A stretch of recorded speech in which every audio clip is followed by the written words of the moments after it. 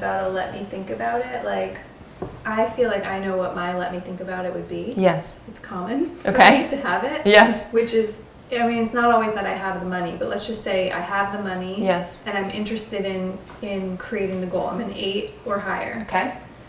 And I say, let me think about it. And my let me think about it is, I think I'll sabotage it.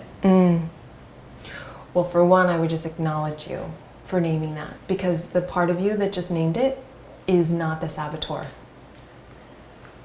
So I want to be a voice and a champion for that part of you to really lead the coaching container. If I were a yes to work with you, then I would set up requirements for us to support you in not only changing your relationship with the saboteur, but us really laying out how that may show up so that we can help change that pattern in the coaching dynamic.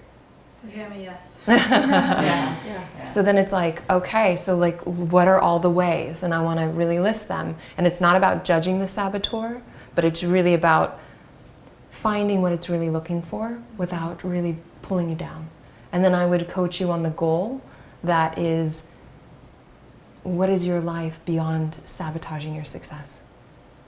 And then it would get behind you and support and create structures to really support you and really standing in that and discovering what's possible for yourself.